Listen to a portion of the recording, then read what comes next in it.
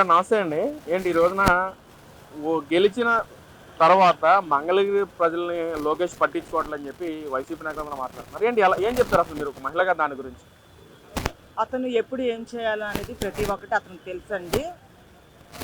తను అన్నీ చేసుకొనే ప్రజల్ని మొత్తం వాళ్ళ సమస్యలు తెలుసుకొని వాళ్ళకి ఏమేమి కావాలి, ఏం చేయాలి అనేది అంతా చూసుకొని తన వ్యక్తిగత ఏవైనా పనులు తను చేసుకుంటున్నాడు. అంటే అసలు గెలిచిన తర్వాత నియోజకవర్గంలో ఉండకుండా జల్సాలు చేస్తున్నాడు, విదేశాల్లో తిరుగుతా, ఇటు క్రికెట్ జరుగుతున్న క్రికెట్ స్టేడియంలో కానీ జల్సాలు చేస్తానని చెప్పి జగన్మోహన్ రెడ్డి కానీ వైసీపీ నాయకులందరూ మాట్లాడుతున్నారు. అతను సొంత డబ్బుతో తను ఇటువంటి చిన్న చిన్న ఆనందాలు ఉంటాయి, వెళ్తారు, మళ్ళీ సాయంత్రం కల్లా వచ్చేస్తారు. మళ్ళీ యథావిధిగా అతను ఏవి కార్యక్రమాలు చేయాలి, ఎవరికి ఏం కావాలి అనేది ప్రతి ఒక్కటి చూస్తున్నారు. అతనికంటూ ఒక టీం అనేది ఉంది. వాళ్ళ ద్వారా అన్నీ తెలుసుకుంటారు. అతను ఎవరికి ఎప్పుడు ఏం అవసరమో అది అందుబాటులో ఉండి అతని దగ్గరుండి చేస్తున్నారు. ఈ వైసీపీ ప్రభుత్వం అంత అవసరం ఏముందండి? అంటే అసలు ప్రజల్లో మమేకమై తిరగట్లేదు లోకేష్, అసలు మొత్తం డిస్లరీగా మొత్తం డబ్బులు దోచుకుంటున్నారు తప్ప ఏమీ చేయట్లేదు అంటున్నారు. మీరేమైనా అతను మీ సొమ్ముతో ఏమైనా జలసాలు చేస్తున్నారు? మీ సొమ్ము ఏమైనా దోచుకున్నారా? అతను కష్టార్జితం, అతను సొంత డబ్బుతో అతను చేయాల్సిన కార్యక్రమాలు చేస్తున్నాడు. కానీ తన పార్టీ పేరు చెప్పుకొని వాళ్ళ దగ్గర వీళ్ళ దగ్గర కబ్జాలు చేసే రూపాయలతో తను జలసా చేయట్లేదండి. ఎవరు ఏం చేయాలి అనేది వాళ్ళకి ఒక అవగాహన ఉంది. అదే ప్రకారంగా వెళ్తున్నారు. అంటే అసలు ప్రజల్లో తిరగట్లేదు లోకేష్ అంటా ఉన్నారు. మరి ఎందుకు తిరగట్లేదండి? మొన్న పునర్వికకు ఈ సమస్య అన్నారు, 6 కోట్లు సాయం చేశారు. తెలియకుండా, తిరగకుండా, కనుక్కోకుండా ఇవన్నీ తెలుస్తున్నాయా? ఏ నాయకుడు ఇచ్చాడు? వైసీపీలో ఏ ఒక్కరు సహాయం చేశారండి? ఏ ఒక్కరు సహాయం చేయలేదు. సహాయం చేయని వాళ్లకు ఒకరు విమర్శించే హక్కు లేదు. వచ్చిన తర్వాత లోకేష్ ప్రజలు పట్టించుకోవట్లేదు, జలసా చేయడానికి విదేశాలు తిరుగుతున్నారని చెప్పి అంటున్నారు. మరి ఏంటమ్మా? మీలాగైతే అదే ప్యాలెస్లో కూర్చొని పబ్జీ గేమ్లు ఆడుకుంటే రాదు కదా. అక్కడికి ఇక్కడ వెళ్ళాలి. విదేశాలకు వెళ్ళారంటే నువ్వు చేసిన అప్పులు అవన్నీ పూడ్చాలి. అక్కడ నుంచి తీసుకొచ్చి ఆ నిధులు తీసుకొచ్చే కదా మాకు ఏ సంక్షేమాలు కావాలి, ఏం కావాలని చేసి పెట్టాలి. అలా మీరు దుష్ప్రచారాలు చేసేసి బురద చల్లేసి ఏవేవో చేద్దామంటే కుదిరే పని కాదు. మీరు పరదాల చాటుని తిరుగుతారు, మేము పరదాల చాటుని తిరగాల్సిన అవసరం నారా లోకేష్ గారు లేదు. నిన్న మంగళగిరిలో అన్న క్యాంటీన్ ఓపెన్ చేశారు. అలాగే ప్రజలతో అనేకమై సాయంత్రం దాకా అన్ని కార్యక్రమంలో పాల్గొని నిన్న సాయంత్రం దాకా ఉన్నారు. అంటే ఎంత జరుగుతున్నా సరే లోకేష్ మంగళగిరిలో ఉంటున్నా సరే, కానీ ఎందుకని మా వైసీపీలో అసలు మంగళగిరిలో లోకేష్ ఉండట్లేదు, అసలు మొత్తం బయటే ఉంటున్నాడని చెప్పి అంటున్నారు. ఎందుకని? మరి ఇతను చేసిన అప్పులు పూడ్చాలి కదండి. అక్కడికి తిరుగుతున్నారంటే పని పాటలకి ఎందుకు తిరుగుతారండి? మరి నిధులు కావాలంటే మరి నలుగురితో పరిచయాలు పెంచుకోవాలి, అందరితో అనేకమై మాట్లాడాలి. ఇది సమస్య అని చెప్తేనే కదా అక్కడ తీసుకొచ్చి ఇక్కడ మాకు న్యాయం చేయగలుగుతారు. వీళ్ళంటే అప్పులు చేసేసి పోయారు. మరి అప్పులను పూడ్చాలంటే తిరగాలి, నలుగురిని పరిచయం చేసుకోవాలి. అయినా నారా లోకేష్ గారికి ఒక టీం ఉంది. ఆ టీం మొత్తం ఎవరికి ఏంటి సమస్య ఏంటి అనేది అనునిచ్చే ప్రతి ఒక్క రిపోర్ట్ అతని వరకు వెళ్తుంది. అది తెలుసుకుంటారు, తక్షణం అతను స్పందిస్తుంటారు. మరి పక్కన పెడితే లిక్కర్ స్కామ్ గురించి మీ అభిప్రాయం ఏంటి? గతంలో వాళ్ళు ఏమంటున్నారంటే మేము అసలు ఎలాంటి లిక్కర్ స్కామ్ చేయలేదు, మంచి మద్యం అందించామని చెప్పి అంటా ఉన్నారు. మరి ఏంటి మీ అభిప్రాయం ఏంటి? అసలు మా దృష్టిగా చాలా వచ్చాయండి. ఈ కల్తీ మద్యం వల్ల, ఈ వైసీపీ ప్రభుత్వం వల్ల చాలా మంది లివర్ కిడ్నీ ప్రాబ్లమ్స్తో చాలా మధ్యతరగతి కుటుంబాలు అయితే మరి చితికిపోయాయండి. మళ్ళీ ఇటువంటి ప్రభుత్వాన్ని ఎవరు కూడా కోరుకోరు. మేమైతే అసలు కోరుకోము. చాలా పెద్ద స్కామే చేశారు వీళ్ళు, మామూలు స్కామ్ కాదు. దానివల్ల చాలా మంది రోడ్డును కూడా పడ్డారు. అసలు మేము ఎలాంటి స్కామ్ చేయలేదు, మద్యం రేట్లు పెంచేసి క్వాలిటీ మద్యం అందించామని చెప్పి అంటున్నారు కదా మరి గత పాలకులు. ఒక్కసారి గవర్నమెంట్ హాస్పిటల్కి వెళ్తే ఆ రిపోర్ట్స్ చెప్తాయండి. గవర్నమెంట్ హాస్పిటల్కి వెళ్తే రిపోర్ట్స్ చెప్తాయి. అందరూ హెల్త్ పాడై మగవాళ్ళు అయితే ఇంట్లో కూర్చొని అలో లక్షణ అంటే ఇప్పుడు మన కొత్త పథకాలు తీసుకొచ్చి ఈ ప్రభుత్వం ఆడవాళ్ళకి ఓదారుస్తుంది, చాలా భరోసా కల్పిస్తుంది. ఇప్పుడు మరి ఇంత డెవలప్మెంట్ జరుగుతుంది అసలు అని మీరు అంటున్నారు. మరి కానీ ఎందుకని వైసీపీ నాయకులు డెవలప్మెంట్ ఏం జరగట్లేదు? నేను చూసుకుంటే ఆర్కే రోజు కూడా మాట్లాడుతూ అసలు చంద్రబాబు పెట్టిన పథకాలు మహిళలకు అందట్లేదు, అసలు మోసం చేయడం తప్ప చంద్రబాబుకి అసలు ఏమీ చేత కదా అంటుంది మరి ఆర్కే రోజా. కళ్ళు కనబడిపోతే కళ్ళజోడు పెట్టుకొని చూస్తే తెలుస్తుంది ఎంత అభివృద్ధి జరిగింది, ఎంత సంక్షేమ పథకాలు అందుతున్నాయి అనేది వాళ్ళకి ఒక క్లారిటీ ఉంటుందండి.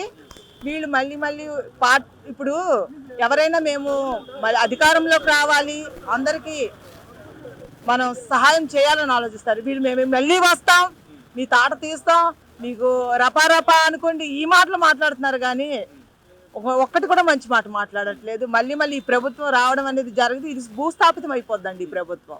అంటే మరి అంటున్నారు కదా ఆర్కే రోజా కూడా మాట్లాడుతుంది. ఈ రోజున హోంశాఖ మంత్రి అనిత కూడా ఒక మహిళ, కానీ మహిళల గురించి ఆలోచించే తత్వం వాళ్ళకి ఎవరికి మహిళా ఎమ్మెల్యేలకు లేదు, మహిళా ఎమ్మెల్సీలు కూడా లేదని చెప్పి అంటాం మరి ఆర్కే రోజా. మరి గతంలోనే మేము అన్ని మహిళలకి అందరు మహిళలకు కూడా సంక్షేమం అందించిన ప్రభుత్వం మాది అంటా ఉన్నారు. మరి సంక్షేమ పథకాలు ఏమందించారండి? వాళ్ళ ప్రభుత్వంలో ఏమందించారు? ఏమీ అందించలేదు. మా ప్రభుత్వం వచ్చిన తర్వాత, ఈ ప్రభుత్వం కూటమి ప్రభుత్వం వచ్చిన తర్వాత అందరికి సంక్షేమ పథకాలు అందుతున్నాయి. హోమ్ మినిస్టర్ గారు కూడా ప్రతిదీ ఏ విషయంలోనైనా ఆమె తక్షణంలో స్పందించి ప్రజల మధ్యలో ఉంటున్నారు.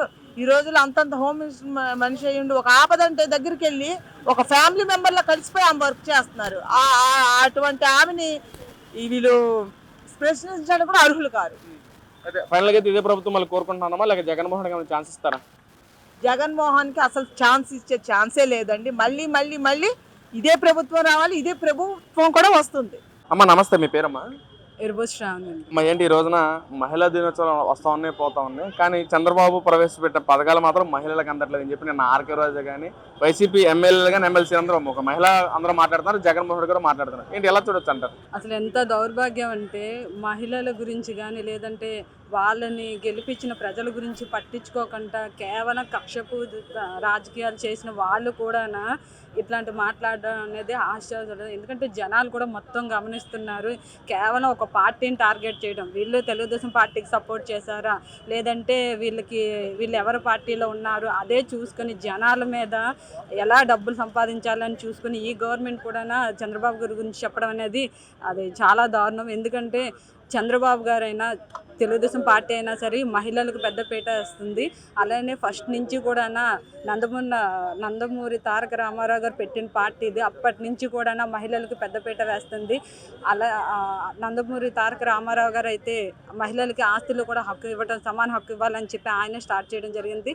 అలాంటి వాళ్ళు వీళ్ళ దగ్గర తెలుసుకోవడం అనేది నిజంగా చాలా దారుణం. అంటే అసలు చంద్రబాబు కానీ అసలు మిగతా ఎమ్మెల్యేలు కూడా అసలు మహిళలు ఉద్దేశించి ఏమీ చేయట్లేదు. ఇటు హోంమంత్రి అనిత అయ్యిండు కూడా మహిళ అయ్యిండు కూడా ఆవిడ కూడా మహిళ గురించి పట్టించుకోవట్లేదు లేదు అని చెప్పి అంటా ఉన్నారు. మరి వాళ్ళు గెలిచామా వైఎస్ఆర్ పార్టీ వాళ్ళు ఏంటంటే ఎమ్మెల్యేలు కానీ మినిస్టర్లు కానీ అందరూ గెలిచిన దగ్గర నుంచి మహిళా ఎమ్మెల్యేలైనా మినిస్టర్లు అయినా సరే ఎవరైనా సరే జనాలను దోచుకోవడమే ప్రధాన ధ్యేయంగా పెట్టుకొని వాళ్ళు ఉన్న 5 yearsలో ఇప్పుడు ఆర్కే రోజా గారు ఉన్నారు.